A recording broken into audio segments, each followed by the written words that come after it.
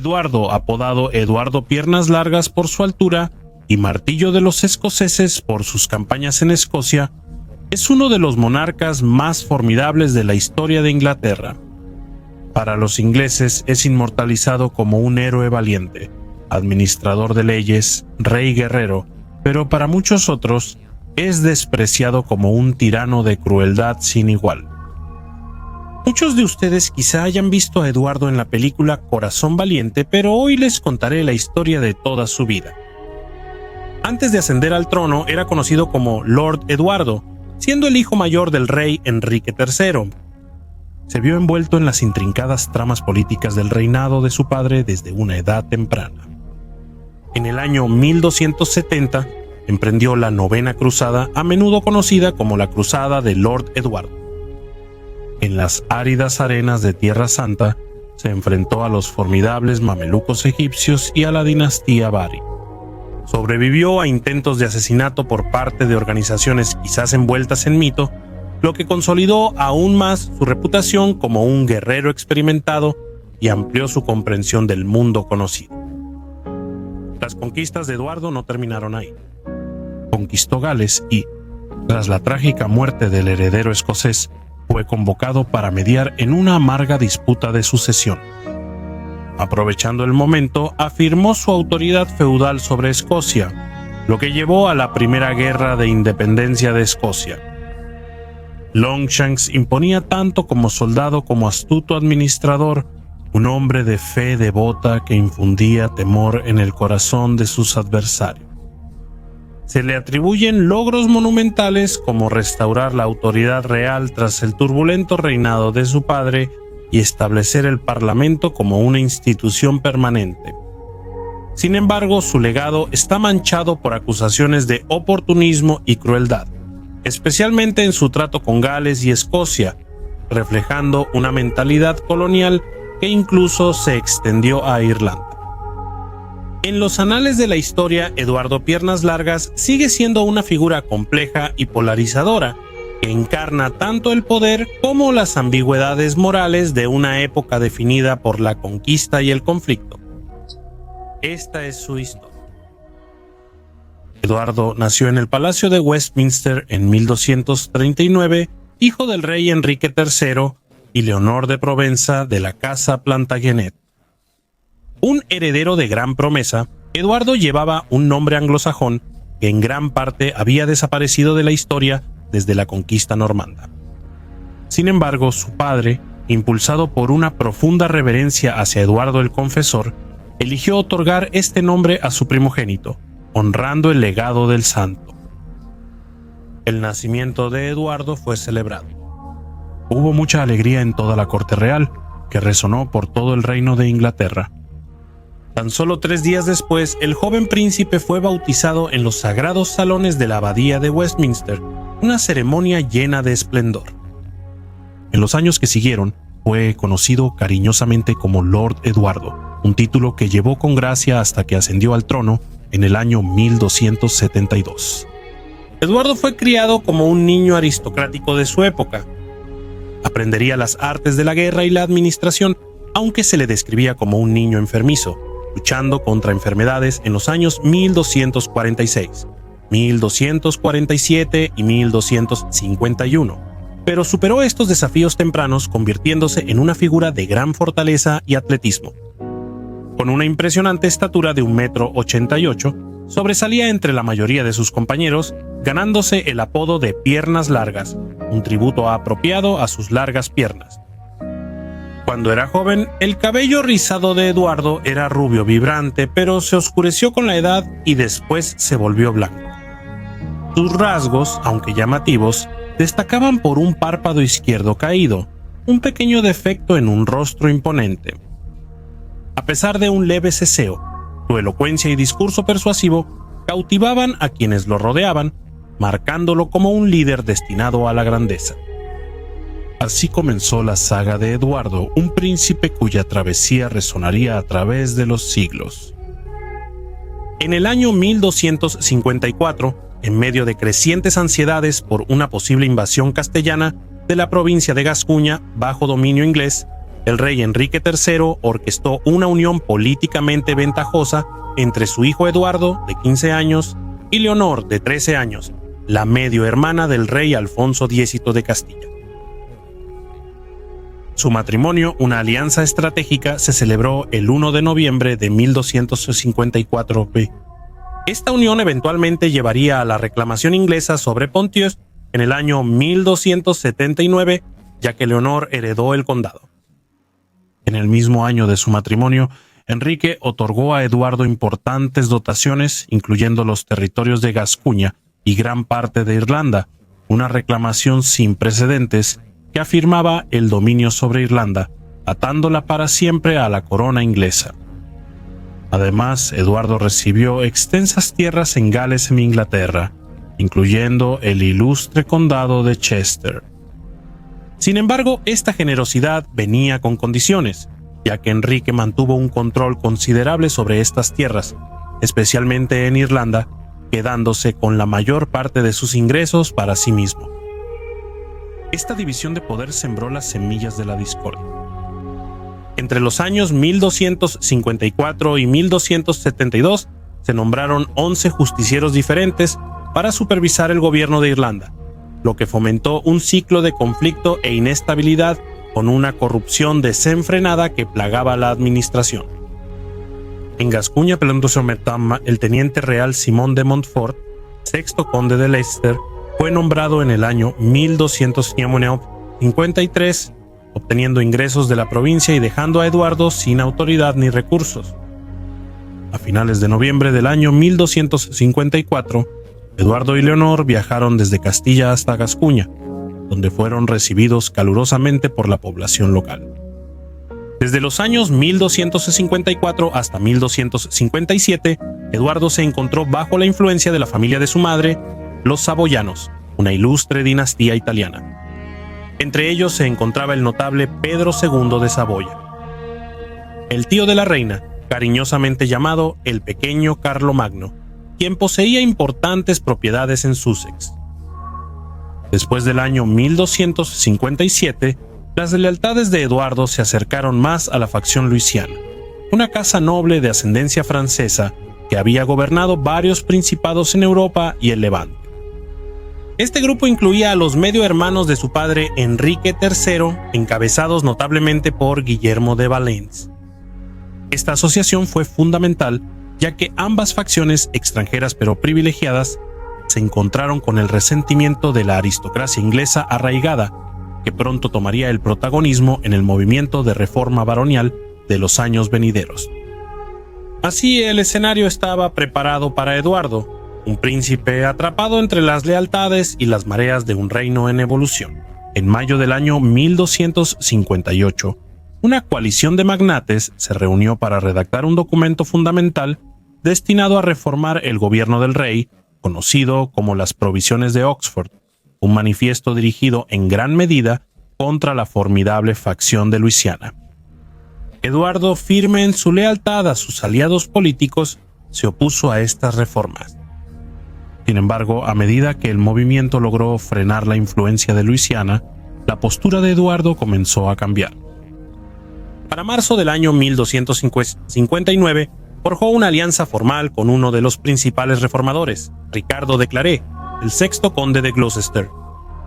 Luego, el 15 de octubre declaró públicamente su apoyo a los objetivos de los barones y a su líder, el conde de Leicester. Esta transformación en la lealtad de Eduardo pudo haber sido impulsada por consideraciones pragmáticas. El conde de Leicester podía fortalecer las aspiraciones de Eduardo en Gascuña gracias a su influencia significativa. Quizás se alineó con aquellos que parecían destinados a triunfar, ya fuera por la influencia de la opinión pública o por la fuerza de las armas. Cuando el rey Enrique partió hacia Francia en noviembre, la actitud de Eduardo cambió a una de abierta rebeldía. Nombró a figuras clave para impulsar la causa del reformista, lo que llevó a su padre a sospechar de traición. A la vuelta de Enrique de Francia, al principio se alejó de su hijo, pero finalmente se logró la reconciliación gracias a la intervención de Ricardo de Cornualles y Bonifacio, el arzobispo de Canterbury. Poco después, Eduardo fue enviado a Francia, donde en noviembre del año 1260 se reunió con la facción exiliada de Luisiana. Sin embargo, de vuelta en Inglaterra a principios de 1262, Eduardo tuvo conflictos financieros con algunos de sus antiguos aliados luisianos. Al año siguiente, el rey Enrique le encargó una campaña en Gales, marcando la primera experiencia de Eduardo en batalla contra el renombrado príncipe galés Llywelyn ap Gruffydd. Sin embargo, por azares del destino, las fuerzas de Eduardo quedaron sitiadas en el norte de Gales, logrando solo resultados modestos contra el enemigo resistente. El camino de Eduardo Piernas Largas aún parecía perdido. Estaba distanciado de su padre, intentaba establecer su propia autoridad política y aliados, además de demostrar que era un comandante de batalla capaz. Al mismo tiempo, el descontento crecía entre los varones de Enrique III, provocado no solo por el gobierno del rey, sino también por el presagio de una hambruna generalizada que acechaba al reino. Entre estos varones estaba Simón de Montfort, conde de Leicester, un hombre que alguna vez fue considerado un intruso extranjero, despreciado por sus vínculos con el Consejo extranjero de Enrique. Simón heredó el título inglés a través de su madre, y también se atrevió a casarse con la hermana del rey Enrique, Leonor, con la bendición del rey, pero sin la aprobación necesaria de los varones ingleses. Este acto pronto encendió una feroz rivalidad entre Simón y el rey, quien fue influenciado por la indignación de sus varones. Muchos de los varones temían que Enrique estuviera siguiendo el traicionero camino de su infame padre, el rey Juan, y sintieron la necesidad de controlarlo. En este clima turbulento, Simón de Montfort surgió como un defensor de la reafirmación de la Carta Magna, una carta real que prometía la protección de los derechos de la Iglesia, protección para los varones contra el encarcelamiento ilegal, justicia rápida e imparcial y restricciones a los pagos feudales a la corona, gobernados por un consejo de 25 varones. Bajo una enorme presión, Enrique se vio obligado a jurar un juramento para convocar un gran consejo, un parlamento cada 3 años para supervisar los asuntos de la nación. Desesperado por recuperar su autoridad, Enrique buscó el apoyo del rey Luis IX de Francia en el año 1259 mediante el Tratado de París, en el cual aceptó renunciar a las tierras perdidas desde el año 1202. Para el año 1261, consiguió una bula papal que lo absolvía de su juramento a los varones, encendiendo sus ambiciones de retomar el control. En respuesta, la oposición de los varones convocó su propio parlamento compitiendo por el control del gobierno local. Sin embargo, ante la posibilidad de una guerra civil, se retiraron. De Montfort huyó a Francia, mientras que Ricardo de Clare cambió su lealtad de nuevo al rey. En abril del año 1263, Simón de Montfort regresó a Inglaterra, reuniendo a un consejo de varones rebeldes en Oxford. Las tensiones escalaron hasta convertirse en violencia en los pantanos de Gales, y para el otoño, ambas facciones habían reunido ejércitos formidables. Simón de Montfort avanzó sobre Londres, incitando una rebelión que atrapó al rey y a la reina en la Torre de Londres, tomándolos cautivos mientras asumía el control efectivo del gobierno en nombre de Enrique. La frágil coalición de apoyo pronto se fracturó, permitiendo que Enrique recuperara su libertad. A medida que el caos se extendía y la amenaza de una guerra a gran escala se cernía, el rey Enrique, humillado y lleno de ira, recurrió al rey Luis de Francia. Después de una vacilación inicial, de Montfort consintió. En enero del año 1264, los ratones de Amiens, un acuerdo donde el rey Luis fue el mediador entre el rey Enrique y los varones, vieron a Luis favorecer a Enrique. Algunos varones aceptaron el veredicto, pero una facción radical liderada por de Montfort se preparó para resistir el restablecimiento del poder real. Así, ambos bandos se prepararon para una inminente tormenta de guerra. El país se sumergiría en una guerra civil, y Simón de Montfort, al mando de Londres, reunió a sus fuerzas en St. Albans y marchó para socorrer Northampton, que estaba sitiada por los realistas, pero llegó demasiado tarde para evitar que la ciudad fuera capturada por traición. Luego se trasladó a Kent y puso sitio a la fortaleza real del castillo de Rochester. Pero al escuchar informes de un avance real hacia Londres, retiró a la mayoría de sus fuerzas del asedio para enfrentar esta amenaza. Cuando Enrique se trasladó a Sussex, se encontró frente al implacable Simón de Montfort, quien había reunido a sus fuerzas desde Londres en una persecución implacable. Este enfrentamiento culminó en la feroz batalla de Loos. El señor Eduardo, habiendo tomado su decisión fatídica, se mantuvo firmemente al lado de su padre durante la Guerra de los Barones. El ejército realista, una fuerza formidable casi del doble del tamaño de la de Montfort, se preparó para el enfrentamiento. En el corazón de esta batalla, Enrique comandaba el centro, flanqueado por su hijo Eduardo, quien tendría poco más de 20 años, y otros leales. Al amanecer, las fuerzas baroniales lanzaron un ataque sorpresa contra los recolectores reales, encendiendo la batalla con ferocidad. Aprovechando el momento, Enrique ordenó una contraofensiva y Eduardo encabezó una estruendosa carga de caballería contra los rebeldes, apostados en el flanco izquierdo de la línea baronial. Los rebeldes huyeron hacia el pueblo de Offham con Lord Eduardo en una persecución implacable, y la sed de sangre los impulsó, dejando al rey para enfrentar al enemigo solo. Con Enrique ahora aislado, ordenó un asalto con sus divisiones central y derecha por la colina de Offham, donde la línea baronial esperaba con feroz determinación. Los hombres de Enrique lucharon valientemente hasta que se vieron obligados a retirarse, abrumados por las tropas frescas que de Montfort había mantenido estratégicamente en reserva. Los restos de las fuerzas del rey fueron empujados colina abajo, donde emprendieron una retirada desesperada, luchando hacia la seguridad de un castillo y un priorato. Eduardo, regresando con su caballería agotada, lanzó un contraataque. Sin embargo, mientras buscaba a su padre en medio del caos, fue persuadido de que las llamas que consumían la ciudad cercana y la huida de muchos partidarios reales indicaban que era momento de atender la renovada oferta de negociación de Montfort. Las secuelas de este feroz enfrentamiento dejaron al rey Enrique reducido a una simple figura decorativa. De Montfort, aprovechando el momento, amplió la representación parlamentaria para incluir no solo a la nobleza, sino también a representantes de cada condado de Inglaterra y de las principales ciudades, cambiando para siempre el panorama del gobierno en el reino. Simón de Montfort, el sexto conde de Leicester, había ascendido a una posición formidable de poder dentro del gobierno del Reino de Inglaterra. Su autoridad se consolidó gracias a una contundente victoria en la batalla de Loos apenas un año antes.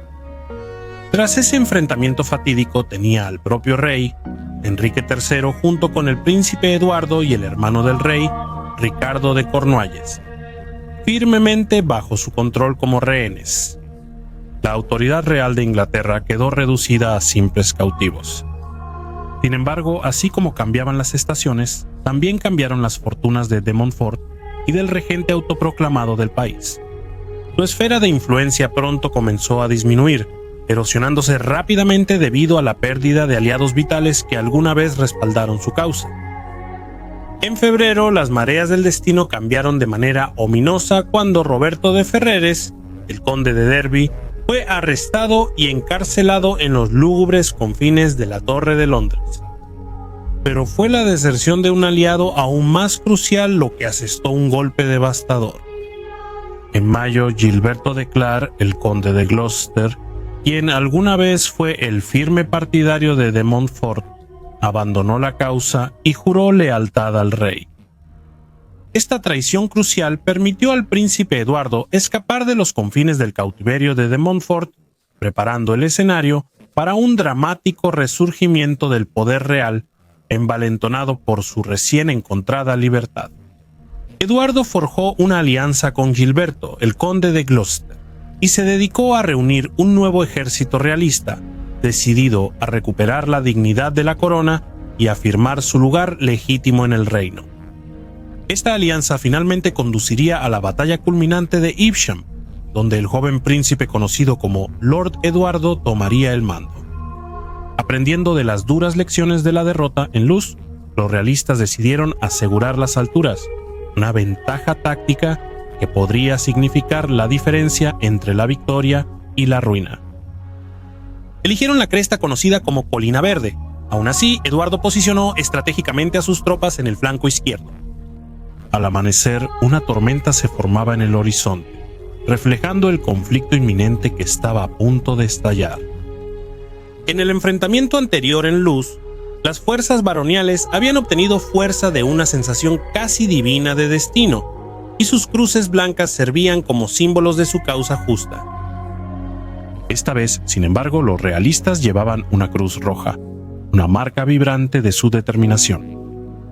Un cronista señaló que, al presenciar el avance de las tropas reales, de Montfort se burló, exclamando: «Eso no lo aprendieron por sí mismos, sino que yo se los enseñé». Su arrogancia los cegaba ante el cambio de lealtades. Se estimaba que las fuerzas opuestas eran alrededor de 5.000 por el lado de los varones, contra la asombrosa cifra de 10.000 realistas. Frente a probabilidades tan desfavorables, de Montfort decidió concentrar sus esfuerzos en el centro del frente enemigo, esperando abrir una brecha entre sus filas. Sus tácticas, que al principio parecían prometedoras, pronto flaquearon cuando los realistas recuperaron la iniciativa. Con feroz determinación, los flancos del ejército de Eduardo comenzaron a rodear a los de Montfort, cortando cualquier vía de escape y sellando su destino. Mientras la batalla avanzaba, el paisaje se volvió un tapiz de caos y carnicería. Enfrentado a una fuerza casi el doble de la suya, de Montfort se encontró atrapado en un terreno desfavorable y la marea de la batalla se transformó rápidamente en una masacre. Los realistas lucharon con un espíritu vengativo, sus recuerdos de la derrota alimentando su ira y desesperación. A pesar de los gritos de misericordia y los intentos de rendirse, los rebeldes baroniales enfrentaron un final brutal.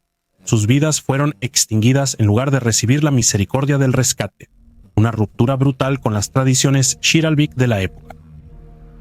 Lo sucedido en el campo de batalla resonaría siglos después, como un episodio de derramamiento de sangre noble único desde la conquista. Enrique de Montfort, hijo de Montfort, fue el primero en caer, recordando lo que estaba en juego. En medio del combate, Simón de Montfort fue derribado de su caballo, luchando valientemente hasta el amargo final. Su cuerpo no fue perdonado.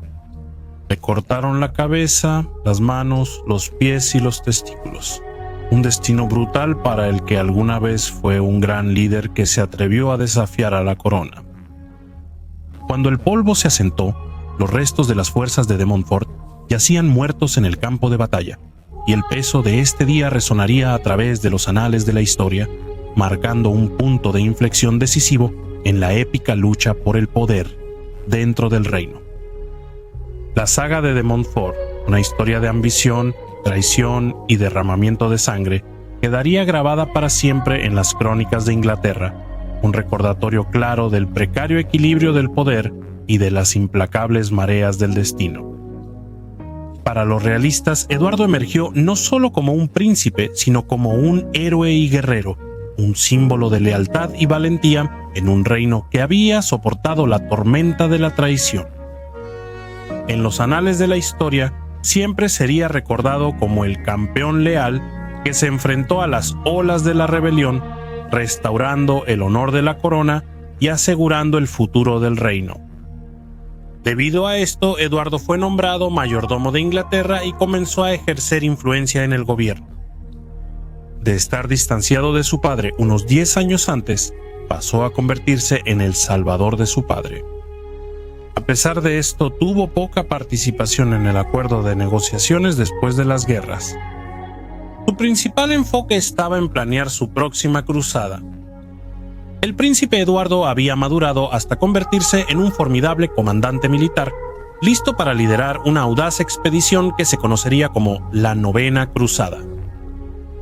En el fatídico día 24 de junio del año 1268, en una ceremonia grandiosa y solemne, Eduardo juró su vida y honor a esta noble causa.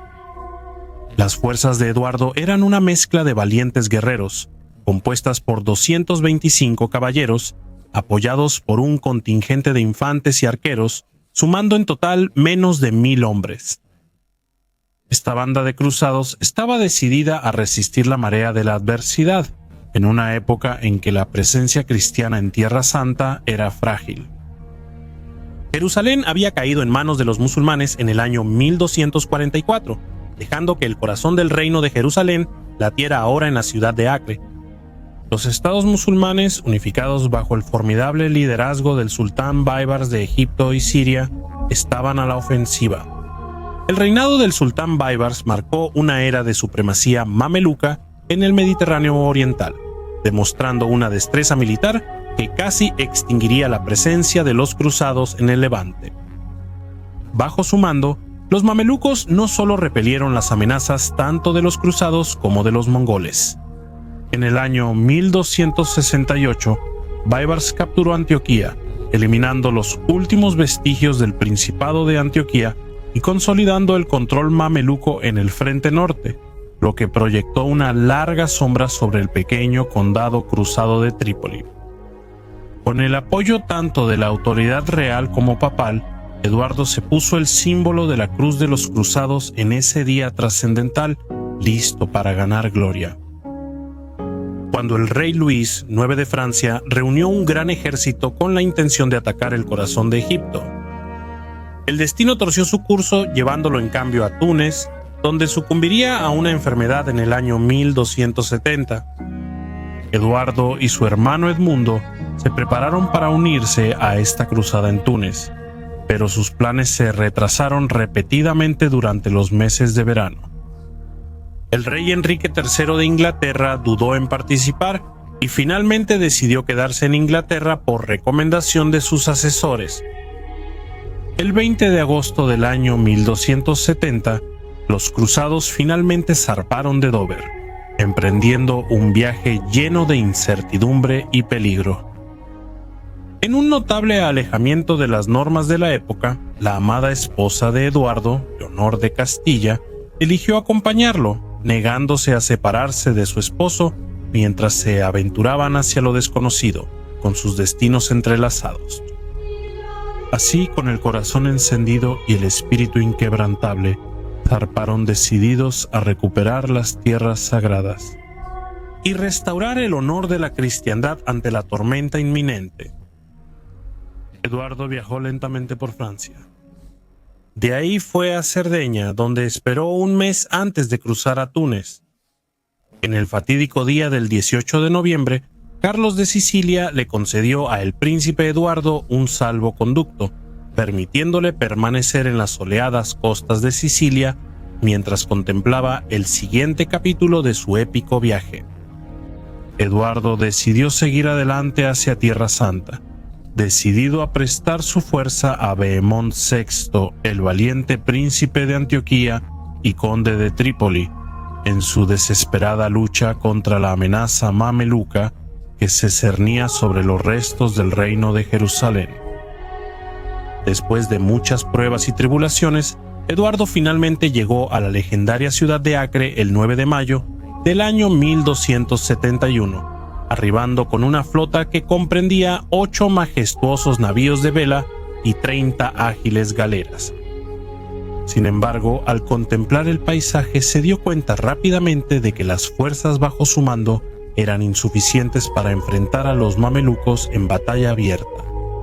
Decidido a no acobardarse ante la adversidad, Eduardo optó por lanzar una serie de incursiones audaces. Sus fuerzas capturaron la ciudad de Nazaret, iniciando una campaña de escaramuzas que incendiaría los campos y hogares del enemigo. A pesar de su valentía, los resultados fueron pocos y el calor extremo causó la muerte de algunos de sus hombres.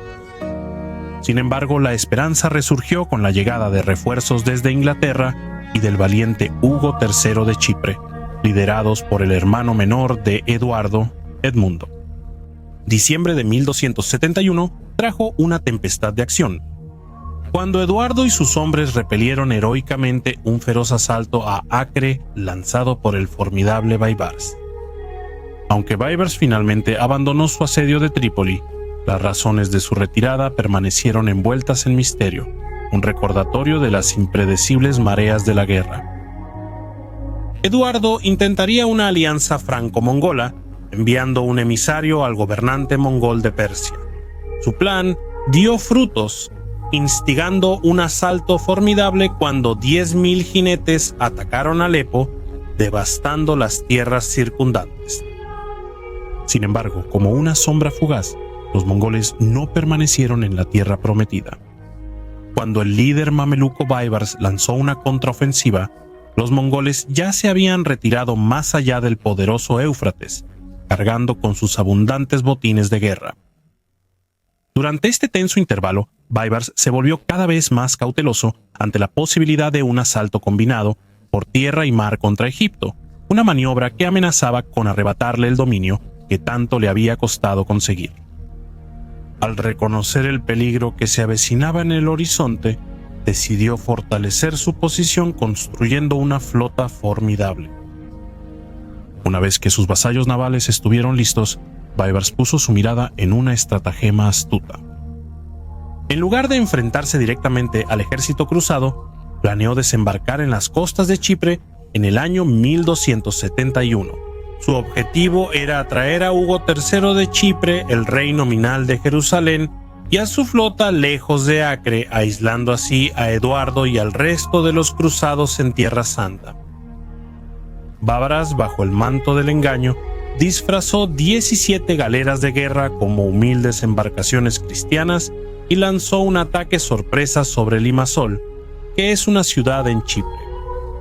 Sin embargo, en el tumultuoso enfrentamiento naval que siguió, la flota mameluca encontró su perdición y se vio obligada a retirarse, sus ambiciones frustradas por las mareas del destino.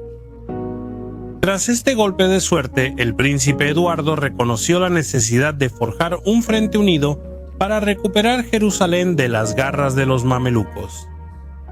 Entendiendo que los conflictos internos dentro del reino cristiano podrían significar un desastre, el príncipe Eduardo intervino como mediador entre Hugo III y los caballeros indecisos de la familia Iberlín de Chipre, quienes observaban la situación con cautela.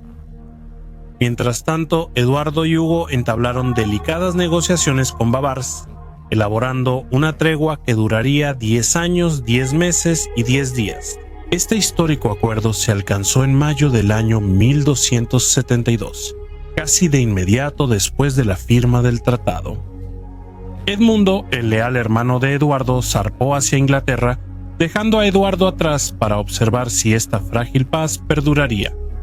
Al mes siguiente, una sombra de traición cayó sobre Eduardo, anunciada por un audaz intento de asesinato. En una noche fatídica de junio del año 1272, bajo las legendarias murallas de Acre, el príncipe inglés Eduardo y su amada esposa Leonor dormían. Su pacífico sueño fue abruptamente interrumpido por la llegada de un espía, un hombre que alguna vez fue musulmán, pero que se había convertido al cristianismo y servía a Eduardo desde su llegada a Tierra Santa. Eduardo se despertó de sus sueños, salió de su habitación vestido solo con su ropa interior, y su corazón latía más rápido tanto por curiosidad como por precaución mientras llamaba al espía para que se presentara. Lo que sucedió a continuación, según lo relatado por el estimado templario de Tiro, fue un enfrentamiento angustiante que resonaría a través de los anales de la historia. El sarraceno lo apuñaló en la cadera con una daga, causándole una herida profunda y peligrosa. Entonces el señor Eduardo sintió que lo golpeaban y le dio un golpe al sarraceno con el puño en la sien, lo que lo dejó inconsciente en el suelo por un momento. Entonces el señor Eduardo tomó una daga de la mesa que estaba en su habitación y apuñaló al sarraceno en la cabeza, matándolo. Sin embargo, incluso cuando los ecos de la violencia se desvanecían, el peligro seguía acechando, pues la daga del asesino había sido untada con un veneno letal. Funcionarios y sanadores corrieron al lado del príncipe, con el corazón latiendo de urgencia. Lo que siguió es una historia tejida con hilos diferentes dependiendo del cronista. Una versión habla de Leonor, cuyo amor y valentía brillaron en la oscuridad cuando heroicamente succionó el veneno de la herida de Eduardo, arriesgando su propia vida por la de él. Otra versión relata la llegada de un cirujano inglés, quien con determinación sombría comenzó a curar la carne infectada alrededor de la herida. Susurros de conspiración llenaron el aire y surgieron especulaciones sobre la mente maestra detrás de este audaz intento de asesinato. Algunos señalaron al sultán, mientras que otros susurraban sobre el enigmático líder ismailí, conocido como el Viejo de la Montaña, una figura envuelta en leyenda y misterio. Sin embargo, la verdadera amenaza que enfrentaba el Estado mameluco no provenía de los cruzados, sino del avance implacable de los mongoles. La alianza de Eduardo con los mongoles pudo haber provocado al sultán, lo que lo llevó a enviar asesinos contra el príncipe. Alternativamente, el Viejo de la Montaña pudo haber enviado a uno de sus seguidores devotos para eliminar a Eduardo, indignado por la perturbación que el príncipe causó en la región. Los verdaderos motivos de los asesinos permanecen envueltos en el misterio del tiempo, perdidos para la historia. Pero el atentado contra la vida de Eduardo y los efectos persistentes del veneno lo dejaron debilitado y vulnerable, convenciéndolo finalmente de abandonar su campaña con sus sueños de gloria apagados por el espectro de la traición. No fue sino hasta el 24 de septiembre del año 1272 que el príncipe Eduardo partió de la legendaria ciudad de Acre, el último bastión de Tierra Santa de los cruzados. Su viaje lo llevó a las costas de Sicilia, donde el vibrante aire mediterráneo estaba cargado con el peso del destino. Fue allí, en medio de la bulliciosa vida de la isla, donde Eduardo recibió la desgarradora noticia de la muerte de su padre el 16 de noviembre. La tristeza lo golpeó como un rayo, una pena que atravesó la armadura de un guerrero experimentado. Sin embargo, en lugar de apresurarse a regresar a su reino de luto, Eduardo eligió emprender un viaje deliberado y mesurado hacia el norte, con el corazón cargado de pérdida, pero con su determinación templada por los restos del veneno que aún recorría su cuerpo. Su viaje no estuvo marcado por la prisa. En cambio, recorrió los paisajes de Italia, reflexionando sobre el legado de su padre y las responsabilidades que ahora le aguardaban. No fue hasta el 2 de agosto del año 1274, casi 2 años después, que Eduardo finalmente pisó suelo inglés. El príncipe de 35 años, ahora un rey endurecido por la batalla, llevaba la marca tanto del conflicto como de la madurez. El 19 de agosto ascendió al trono en una solemne ceremonia de coronación en la abadía de Westminster, acompañado por su devota reina, Leonor. Sin embargo, cuando la corona dorada fue colocada sobre su cabeza, Eduardo, lleno de un sentido de propósito, se la quitó de inmediato, proclamando ante los presentes que no la volvería a usar hasta haber recuperado todas las tierras de la corona que se habían entregado durante el reinado de su padre. En el tumultuoso periodo posterior a la Guerra de los Barones, Llywelyn ap Gruffydd se encontró en una posición de ventaja precaria, disfrutando de la gloria de su título como príncipe de Gales. El príncipe de Gales se negaría a rendir homenaje al recién coronado rey de Inglaterra, Eduardo, alegando hostilidades en curso y el hecho de que Eduardo protegía a sus enemigos. Este desafío culminó en noviembre del año 1276, cuando Eduardo, impulsado por el deseo de afirmar su autoridad, declaró la guerra contra el príncipe galés. No obstante, el apoyo al príncipe disminuía entre sus compatriotas, presagiando las luchas venideras. En julio del año 1277, Eduardo lanzó una formidable invasión, comandando una vasta fuerza de 15.000 hombres, incluyendo a 9.000 galeses, obligados a servir bajo su estandarte.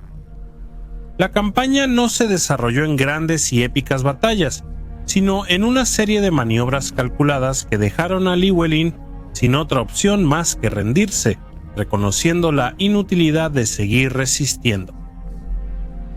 El conflicto entre Eduardo y los galeses pronto volvería a encenderse, esta vez impulsado por corrientes más profundas de identidad nacional y el feroz deseo de mantener la ley tradicional galesa. En el año 1282, el conflicto se transformó en una lucha por el alma misma de Gales, encendida por abusos dentro del sistema legal inglés que buscaba despojar a prominentes terratenientes galeses, muchos de los cuales alguna vez se opusieron al gobierno de Eduardo. Para los galeses era una lucha por sobrevivir. Para Eduardo se transformó en una guerra de conquista. El trágico destino del príncipe de Gales culminó en la fatídica batalla del puente de Alwyn, donde cayó, su vida extinguida en el caos del conflicto. Su cabeza decapitada fue exhibida por las calles de Londres como un trofeo macabro. Con la resistencia organizada al dominio inglés hecha añicos, Eduardo centró su atención en remodelar el propio paisaje de Gales, erigiendo formidables fortalezas que servirían como nuevos centros de administración civil y judicial. Este renacimiento arquitectónico marcó la introducción de troneras en los muros de los castillos por toda Europa, tomando influencias orientales y señalando una evolución significativa en la arquitectura militar. Para la década de 1280, la relación entre Inglaterra y Escocia se encontraba en una encrucijada notable de relativa armonía. A diferencia de la amarga lucha que caracterizó los enfrentamientos con los galeses, el tema del homenaje era un asunto mucho más amistoso. En el año 1278, el rey Alejandro III de Escocia rindió homenaje a Eduardo, pero fue un gesto limitado únicamente a las tierras que poseía en Inglaterra. Alejandro no reconoció a Eduardo como señor supremo de Escocia, lo que fomentó una relación cordial entre ambas coronas. Esta apariencia de tranquilidad se rompió con la muerte prematura de Alejandro en el año 1286. Su fallecimiento dejó el trono escocés en peligro, ya que legó la corona a su única descendiente sobreviviente, su nieta de 3 años, Margarita. Para cuando zarpó de Noruega hacia Escocia en el otoño del año 1290, Margarita se había convertido en una vivaz niña de 7 años. Sin embargo, el destino le jugó mal. Cayó gravemente enferma durante su viaje y, trágicamente, sucumbió a su enfermedad en las Orcadas, dejando a Escocia sin un heredero evidente y sumiendo a la nación en una tormenta de incertidumbre conocida como la Gran Causa. En medio de este escenario caótico surgieron hasta 14 pretendientes, cada uno compitiendo por el trono vacante. Sin embargo, los rivales más formidables fueron Juan Balliol y Roberto de Bruce, quinto señor de Annandale. En su desesperación por una resolución, los magnates escoceses recurrieron a Eduardo suplicándole que supervisara el proceso y administrara justicia. Sin embargo, Eduardo, siempre astuto, insistió en ser reconocido como señor supremo de Escocia, pero los escoceses respondieron con renuencia y desafío. Ellos respondieron que, en ausencia de un rey, nadie tenía la autoridad para dictar tales condiciones. El estancamiento finalmente se evitó cuando los pretendientes acordaron entregar el reino a Eduardo, esperando la aparición de un heredero legítimo. Después de una audiencia larga y polémica, se tomó una decisión a favor de Juan Balliol el 17 de noviembre del año 1292. Sin embargo, incluso cuando Balliol ascendió al trono, la mirada y el control de Eduardo sobre Escocia se intensificaron. Convocó a Balliol para que compareciera ante el Parlamento inglés, exigiendo ayuda militar contra Francia. Este exceso resultó inaceptable para los escoceses, quienes, en una audaz muestra de resistencia, forjaron una alianza con Francia y lanzaron un desafortunado asalto a Carlisle, decididos a no luchar por un rey inglés. Para el año 1296, la paciencia de Eduardo se agotó, culminando en el despiadado saqueo de Berwick. La ciudad cayó bajo su asedio, sus ciudadanos impotentes ante el ataque. En una escalofriante muestra de furia tiránica, Eduardo desató una masacre que perseguiría los anales de la historia. Durante 2 largos días, las calles se tiñeron de rojo con la sangre de 7.500 almas, hombres, mujeres y niños, todos asesinados sin piedad en una brutal demostración de poder para que los molinos pudieran girar con el flujo de su sangre. Tras la desgarradora masacre, Eduardo buscó aplastar cualquier resistencia escocesa que quedara. La batalla de Dunbar sucedió poco después, donde la resistencia escocesa fue prácticamente eliminada. Eduardo, en su incansable búsqueda de dominio, se apoderó de la legendaria Piedra del Destino, una antigua reliquia venerada como la piedra de coronación de los primeros reyes de Escocia. Este preciado artefacto, impregnado de leyenda y orgullo, fue transportado a Westminster y colocado en lo que llegaría a conocerse como la silla del rey Eduardo.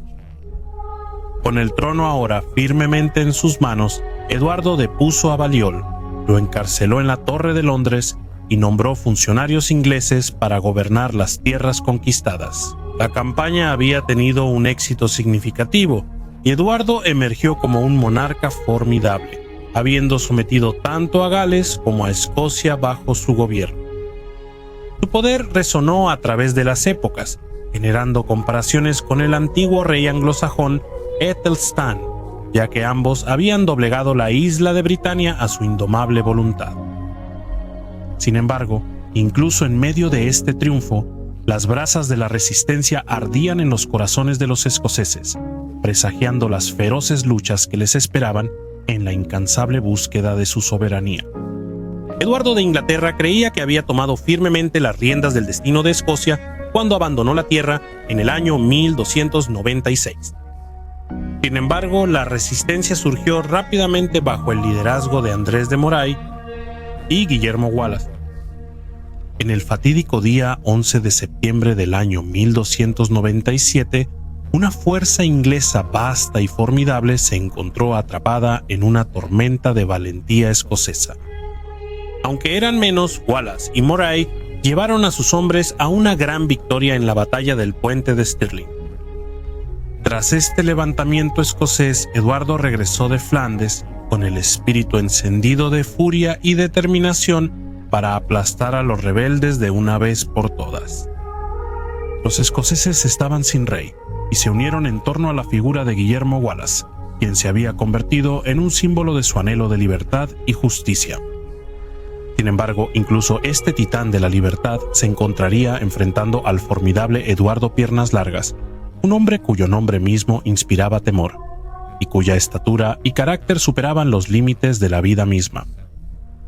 Sería un choque de leyendas, una confrontación entre titanes cuyos destinos estaban entrelazados por los hilos del conflicto.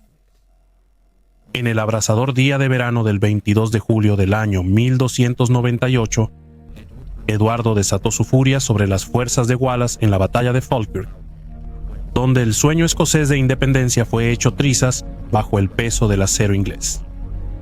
La campaña implacable de Eduardo siguió. En el año 1300, él avanzó aún más hacia el corazón de Escocia, pero los escoceses, encarnando el espíritu de la resistencia, eligieron evitar la batalla abierta y optaron por tácticas de guerrilla que hostigaron a las fuerzas inglesas, atacando como sombras en la noche. Para el año 1303, las mareas de las alianzas políticas cambiaron drásticamente con la firma de un tratado de paz entre Inglaterra y Francia, desmantelando efectivamente la alianza franco-escocesa. Roberto el Bruce, un hombre de linaje noble y aspirante a la corona escocesa, se había aliado con los ingleses en el invierno de 1301 y 1302, pero esta alianza no perduraría. En el año 1304, con la mayoría de la nobleza escocesa jurando lealtad a Eduardo, los ingleses lograron recuperar la fortaleza estratégica del castillo de Stirling. En 1305 el orgullo escocés sufrió cuando Wallace, el héroe de la independencia, fue traicionado por uno de sus hombres. Capturado y transportado a Londres, enfrentó un destino sombrío en una ejecución pública que sirvió como espectáculo para los ingleses, reforzando su dominio sobre la tierra. Con Escocia ahora efectivamente sin líder y bajo el yugo del control inglés, Eduardo tomó medidas decisivas para consolidar su gobierno. nombrando ingleses y aquellos escoceses dispuestos a colaborar para gobernar el reino. Pero las mareas de la fortuna son siempre inconstantes, y el 10 de febrero del año 1306, una chispa encendió las brasas de la rebelión una vez más, cuando Roberto el Bruce, en un acto de férrea determinación, abatió a su rival Juan Comín. Tan solo unas semanas después, el 25 de marzo, colocó la corona de Escocia, encendiendo una renovada campaña por la independencia que tomaría a los ingleses por sorpresa. A la edad de 67 años, Eduardo, frágil y cansado por el peso del tiempo, envió a sus varones para sofocar el nuevo levantamiento. En la batalla siguiente, los escoceses recibieron un golpe devastador, obligando a Bruce a esconderse, con el espíritu intacto pero golpeado. En una demostración sin precedentes de crueldad, Eduardo desató su ira sobre los familiares y partidarios de Bruce. Su hermana María estuvo 4 años en una jaula, mientras Isabella Macduff, quien coronó a Bruce, tuvo un destino similar. El destino del hermano menor de Bruce fue muy sombrío. Capturado después de defender heroicamente su guarnición, enfrentó el macabro castigo de ser ahorcado, destripado y descuartizado. Para Eduardo, el conflicto pasó de ser una lucha noble entre naciones a una brutal represión de la traición, una rebelión de súbditos desleales que debía ser sofocada a toda costa. Sin embargo, esta misma brutalidad, en lugar de extinguir las llamas de la resistencia, avivó el fervor entre el pueblo escocés, reuniendo apoyo detrás de Roberto el Bruce como su legítimo líder en la lucha por la libertad. Así continuó la lucha resonando a través de los anales de la historia, una saga de valentía, traición y la inquebrantable búsqueda de la independencia. Al recibir noticias de la determinación de Roberto el Bruce de recuperar la soberanía de Escocia, Eduardo, el rey de Inglaterra, se apresuró hacia el norte, su espíritu encendido por la ambición de sofocar una vez más la marea rebelde. Sin embargo, el destino, siempre caprichoso, le jugó una mala pasada. Mientras el monarca de 68 años atravesaba el accidentado paisaje hacia la frontera escocesa, fue aquejado por una dolencia debilitante, disentería. Su condición se deterioró rápidamente, transformando su presencia antes imponente en la de un anciano frágil. El 7 de julio del año 1307, Eduardo exhaló su último aliento. Desde las sombras de la historia, surgieron varios relatos sobre los últimos deseos del rey. Según una tradición, expresó el deseo de que su corazón fuera transportado a Tierra Santa, acompañado por un ejército destinado a enfrentar a los infieles y recuperar las tierras sagradas para la cristiandad. Otra, quizás más dudosa, hablaba de su anhelo de que sus propios huesos fueran llevados en las futuras campañas contra los escoceses, siendo una presencia espectral que guiara a sus fuerzas en la muerte como lo había hecho en vida. A lo largo de su reinado, Eduardo era conocido por su carácter, un hombre de temperamento feroz que podía infundir tanto asombro como temor en los corazones de sus súbditos. Una historia angustiante relataba cómo el deán de San Pablo, envalentonado por el tema de los impuestos en el año 1295, se desplomó y murió al entrar en presencia del rey, sucumbiendo ante la pura fuerza de la imponente estatura e intensidad de Eduardo. En sus primeros días, los contemporáneos de Eduardo lo veían como una figura de destreza formidable, semejante a un leopardo, un emblema de poder e imprevisibilidad. Sin embargo, bajo ese exterior feroz había un lado más tierno. Eduardo estaba dedicado a su extensa familia, colmando a sus hijas de regalos lujosos y afecto cada vez que ellas visitaban la corte real. A pesar de la dureza que marcó su gobierno, Eduardo se ganó el respeto y el temor entre sus súbditos ingleses, aunque puede que no haya sido amado en el corazón del pueblo. Él imponía una reverencia única, evidente en la ausencia de rebeliones armadas durante su reinado.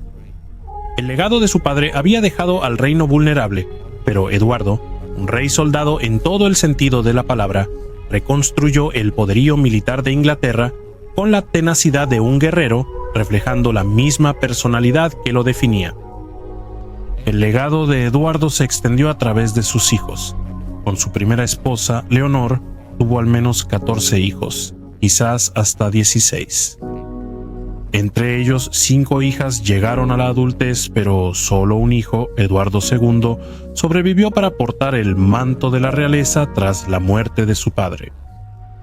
Con Margarita de Francia, Eduardo tuvo 2 hijos que llegaron a la madurez. La vida legendaria de Eduardo, un rey de legados contrastantes, llegó a su fin como un monarca glorioso, recordado para siempre tanto como un tirano como un salvador de Inglaterra. Su historia perdura, una saga grabada en los anales de la historia que encarna la compleja interacción del poder, la ambición y la inquebrantable búsqueda del destino de un reino.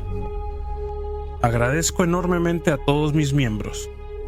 Su contribución es valiosa para la continuación del canal y les agradezco enormemente a todos. Un agradecimiento especial a John Seitz. Espero que todos hayan disfrutado el video. Si fue así, denle like, suscríbanse y compartan. Nos vemos la próxima semana en otro Perfiles Históricos.